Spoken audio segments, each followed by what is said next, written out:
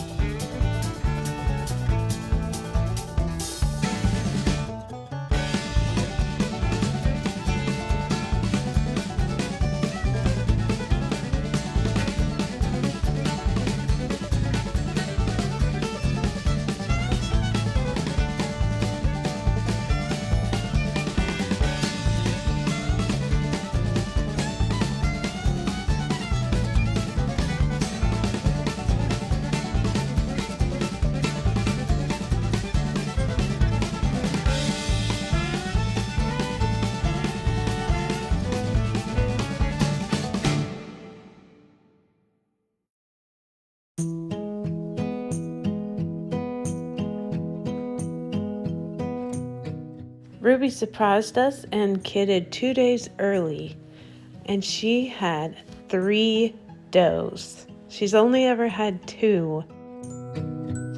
Jack always has to give us one that looks like him, but she's cute. She has blue eyes, is polled or naturally hornless, and has wattles. The little black one is polled with brown eyes and no wattles, and the buckskin is horned with brown eyes and has wattles.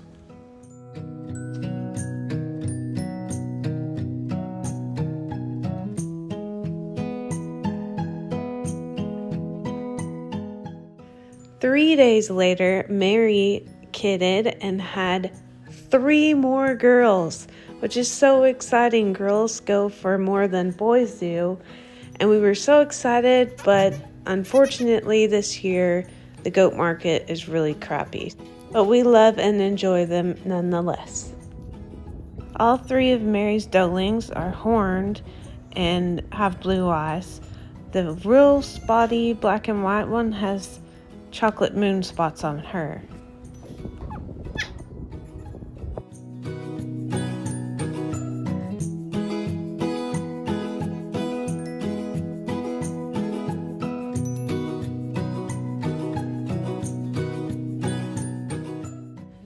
A week later, Anne finally had 2 boys. They are both blue-eyed and horned. And already bucky.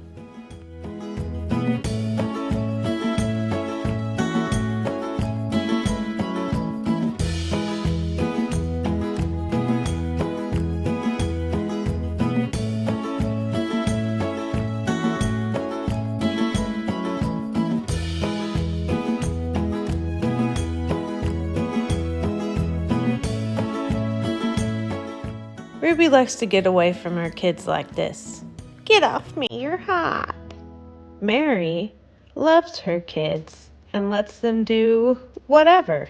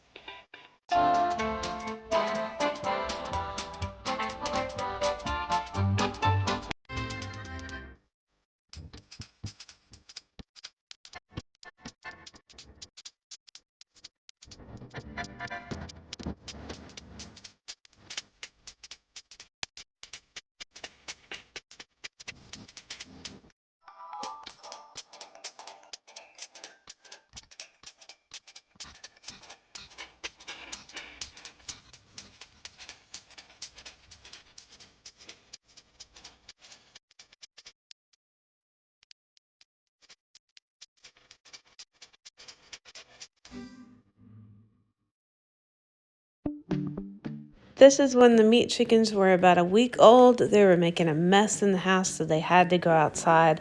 I will never start meat chickens in February again. The weather in Texas is too sporadic. They've been through thunderstorms, 80-degree weather, 40-degree weather. It's just too crazy in February. I made this nesting box with a pitch so they wouldn't roost on it, but whatever. I guess they taught the Brahma chickens to get up here. This is not why I made The Brahmas also thought it was funny to get on top of the brooder and lay eggs where I can barely reach them.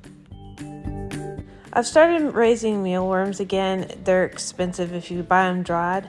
So I bought this little 3-drawer tote thingy. I cut out a square in the bottom, put window mesh on top of that, and then they'll bury down in there, lay their eggs, and the eggs will fall through the window screen mesh into this one.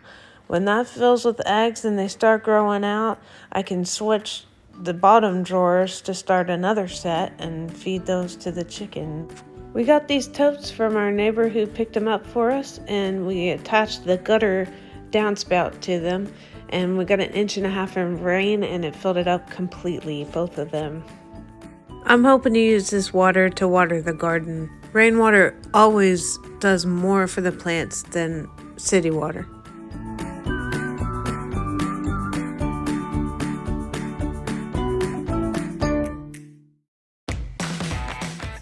This is our super dangerous 350-pound boar, Hagrid, who falls over for any kind of scratches and starts snoring. The youngest 3 are still in the cattle corrals.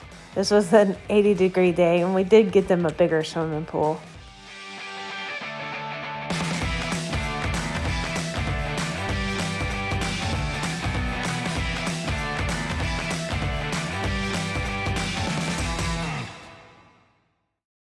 We've been working on the pig pens to get them moved out of the corrals.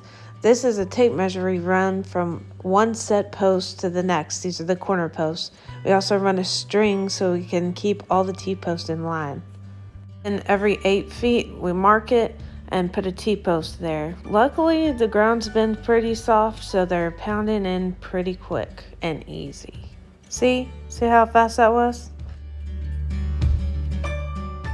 Then we were finally able to get the mangled mess of the fencing that used to be around the trees on the driveway and put it in between each of the posts.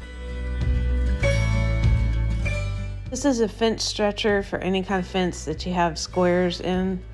You have to kind of clamp it down every time you pull a new fence. Then we put a tow strap through the handles and attach that to the 4-wheeler, and the 4-wheeler will pull the fence as tight as you can get it, and that's important to keep animals in. On the opposite end from where we're pulling, we hammer the fence on that post and then put a strap around that post, and the tractor will keep tension on the opposite side so it won't pull towards where the 4-wheeler's pulling. The angle you have to hammer these staples in is weird, and then the weight of the hammer, it just makes it look real awkward the way we're hammering.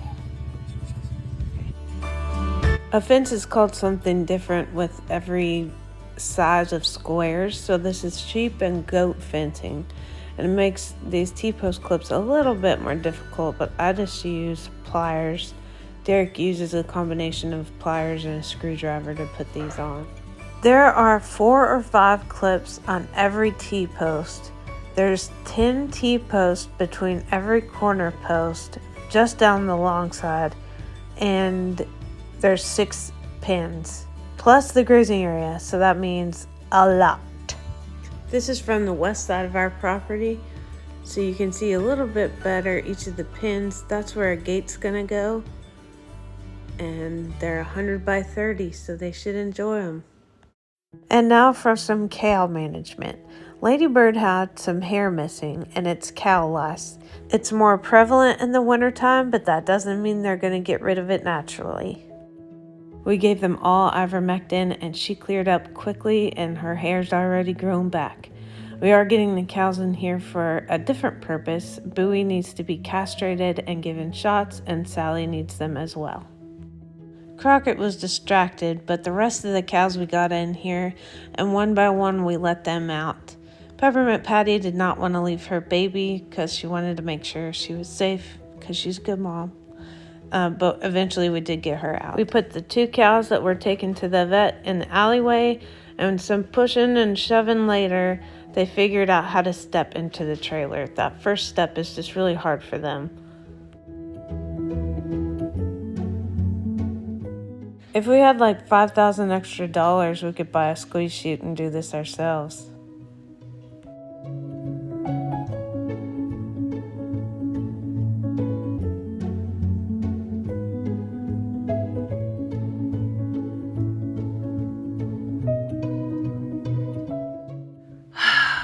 We did not have this problem last year. It's breeding season, and they bred the crap out of her. Some feather plucking is expected, but this is ridiculous. They took all the feathers off of her back.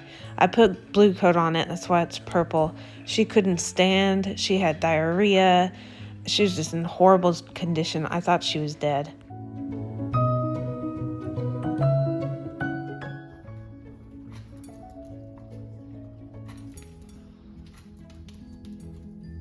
I have a pill crusher on the way, but I had to wrap this antibiotic in a shop towel and smash it with a hammer.